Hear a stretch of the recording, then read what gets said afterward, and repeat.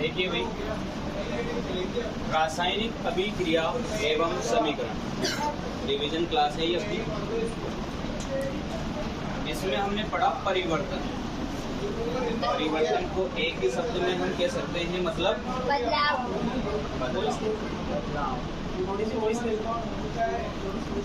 और पृथ्वी पर जितने भी पदार्थ हैं उन सभी पदार्थों में क्या होता है परिवर्तन। और इन्हीं परिवर्तनों को हमने कितने भागों में बांटा? दो भागों। भौतिक परिवर्तन,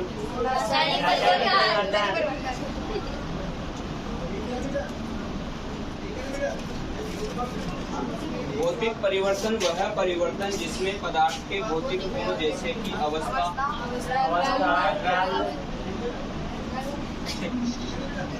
रंग, आकार, आयतन। भौतिक परिवर्तन ऐसा परिवर्तन जिसमें पदार्थ के भौतिक गुणों जैसे कि अवस्था, रंग, आकार, आयतन आदि गुणों में परिवर्तन होता है, उसे हम बोलते हैं भौतिक परिवर्तन। जैसे कि बर्फ का पिघलना, बर्फ का पिघलना, सोने का पिघलना, कागज का मुड़ना, बल्ब का प्रकाशित होना, कौन से परिवर्तन? भौतिक परिवर्तन। रासायनिक परिवर्तन ऐसा परिवर्तन जिसमें पदार्थ के भौतिक गुण तो बदलते ही हैं, साथ में रासायनिक गुणों में भी परिवर्तन हो जाता है।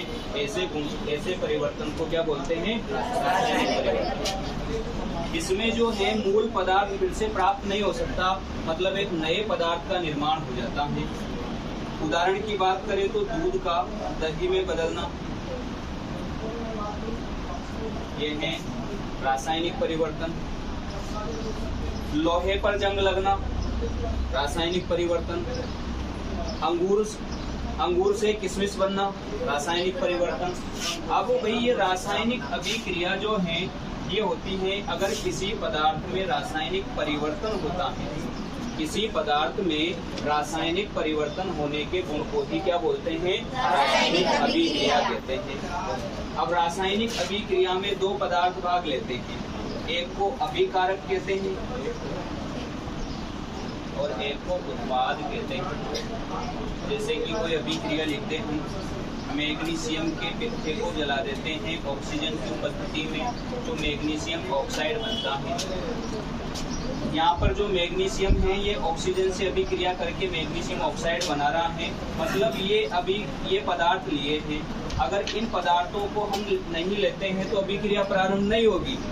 तो ये ऐसे पदार्थ होते हैं जो अभिक्रिया को प्रारंभ करने के लिए आवश्यक होते हैं। तो ऐसे पदार्थ जो अभिक्रिया को प्रारंभ करते हैं, स्टार्ट करते हैं, अभिकारक कहलाते हैं। ऐसे पदार्थ जो अभिक्रिया के बाद प्राप्त होते हैं उन्हें हम कहते हैं उत्पाद। अब इसी में रासायनिक अभिक्रिया हो गया है, रासायनिक समीकरण को हम जानते हैं।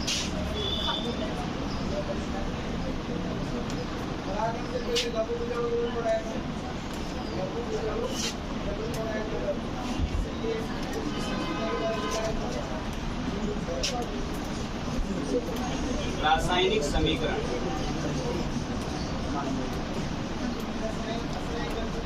जब कोई रासायनिक अभिक्रिया है उस अभिक्रिया को हम सूत्रों के रूप में लिख देते हैं। जैसे कि कार्बन को जलाया जाए ऑक्सीजन की उपस्थिति में तो कार्बन डाइऑक्साइड बनता है। यहाँ पे कार्बन का सूत्र लिख दिया, ऑक्सीजन का सूत्र लिख दिया, कार्बन डाइऑक्साइड का सूत्र लिख दिया। किसी रासायनिक अभिक्रिया को सूत्रों के रूप में लिखना कहलाता है रासायनिक समीकरण। रासायनिक समीकरण को संतुलित करने की आवश्यकता वाले टॉपिक पर हमने डिस्कस किया था। रासायनिक समीकरण को संतुलित करने की आवश्यकता इसलिए है क्योंकि जो अभिक्रिया है वो द्रव्यमान संरक्षण के नियम का पालन करती है। इसका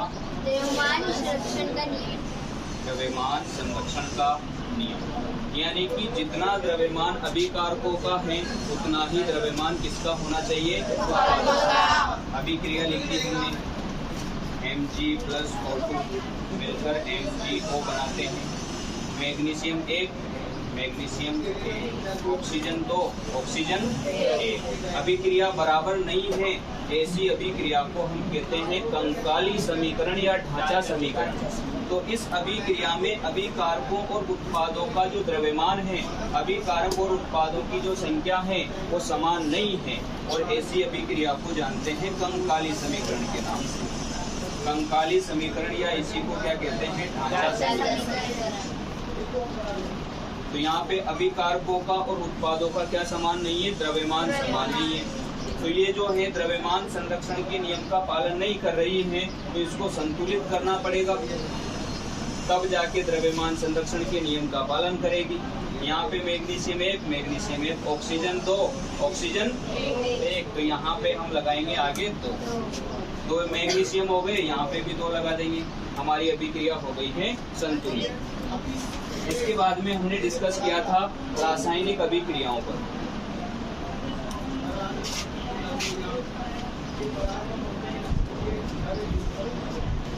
रासायनिक अभिक्रिया में हमने पहली अभिक्रिया पढ़ी संयोजन अभिक्रिया।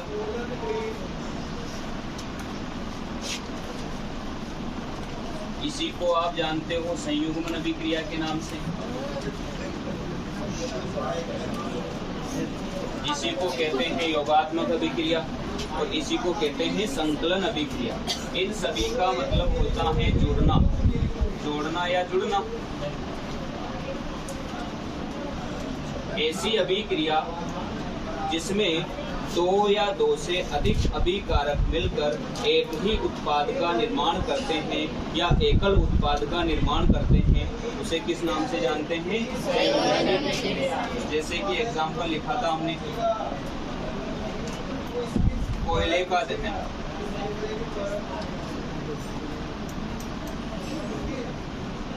कोयला मतलब कार्बन, इसको जला देते हैं, ये बनता है यहाँ पर CO2।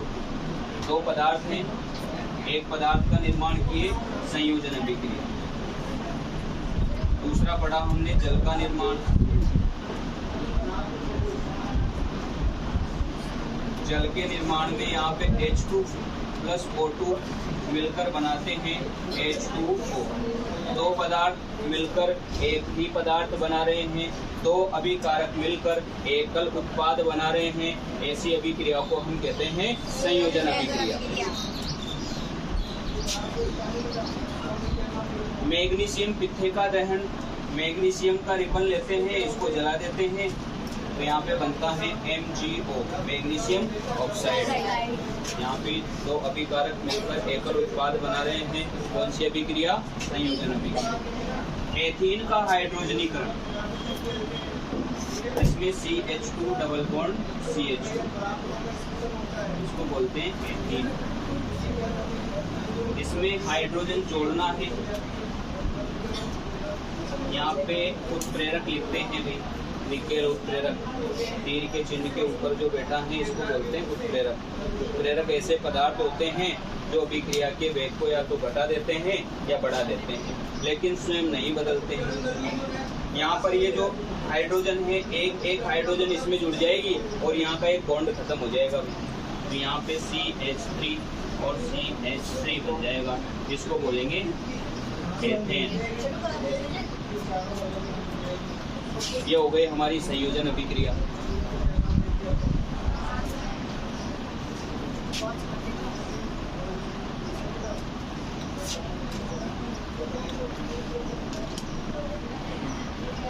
वियोजन अभिक्रिया भी पढ़ी थी क्या?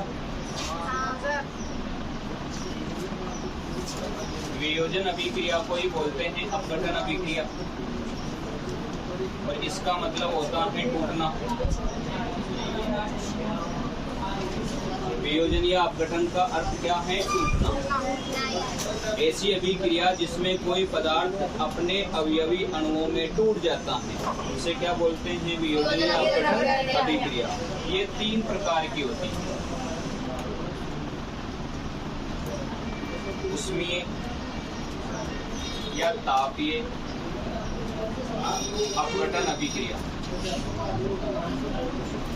ऐसी अभिक्रिया जिसमें किसी पदार्थ को उष्मा देने या गर्म करने पर टूट जाता है, ऐसी अभिक्रिया को बोलते हैं उष्मीय तापीय अपघटन अभिक्रिया। विद्युत अपघटन अभिक्रिया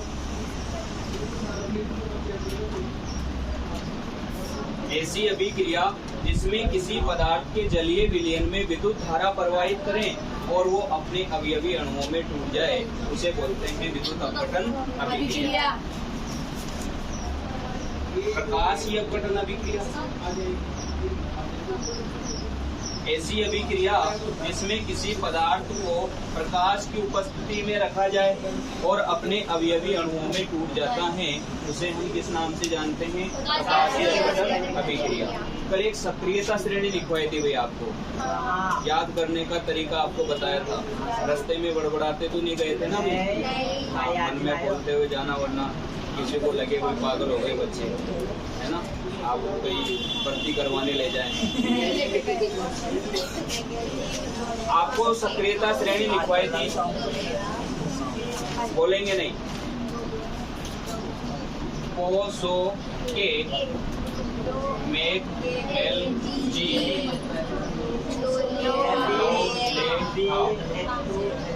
का सी को सक्रियता श्रेणी लिखवाई थी पोसो के मैगेजी लोलेखा कामर सी को। अब इस श्रेणी में, इस सक्रियता श्रेणी में जो तत्व ज्यादा ऊपर हैं वो ज्यादा क्रियाशील हैं नीचे वाले तत्वों की अपेक्षा। मतलब ऐसे कह सकते हैं कि ये विस्थापन अभिक्रिया में काम में आएगी, तो ऊपर वाला जो तत्व है नीचे वाले तत्व को हटा सकता है, तो इसी को ही हम बोलते हैं विस्थापन। और विस्थापन अभिक्रिया भी दो प्रकार की होती है, एकल विस्थापन और द्विविस्थापन।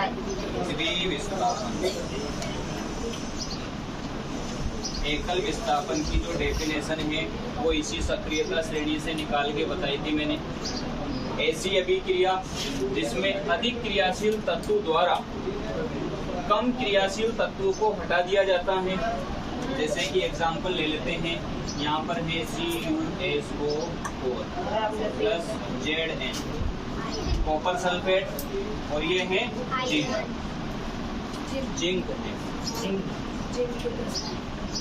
जिंक ये रहा, और कॉपर सल्फेट ये रहा। कौन ज्यादा क्रियाशील है? जिंक ज्यादा क्रियाशील है। मार देगा डुब और इसको हटा देगा, ये तो बेचारा बाहर जाके रोएगा। ZnSO4 प्लस कॉपर बाहर निकल गया है, यहाँ पे बन गया ZnSO4 जिंक सल्फेट। तो ऐसी अभिक्रिया जिसमें अधिक क्रियाशील तत्व द्वारा कम क्रियाशील तत्व को हटा दिया जाता है, ऐसी अभिक्रिया को क्या बोलते हैं? एकल विस्थापन अभिक्रिया। द्विविस्थापन अभिक्रिया ऐसी अभिक्रिया जिसमें दो पदार्थ भाग लेते हैं। अब दो पदार्थों में एक ले लेते हैं Na2SO4 सोडियम सल्फेट, क्या नाम है? Sodium sulphate. एक लिया है BaCl2 बेरियम क्लोराइड, तो यहाँ पे प्लस माइनस लिखा था, प्लस वाला माइनस वाले के पास में जाएगा, तो यहाँ से बन जाएगा 2NaCl plus BaSO4 sodium chloride और बेरियम सल्फेट। ऐसी अभिक्रिया जिसमें दो पदार्थ भाग लेते हैं और भाग लेने वाले पदार्थों के परमाणु आपस में अपना स्थान बदल लेते हैं, जगह बदल लेते हैं और दो नए पदार्थ बनाते हैं। ऐसी अभिक्रिया को किस नाम से जानते हैं? द्विविस्थापन अभिक्रिया के नाम से जानते हैं।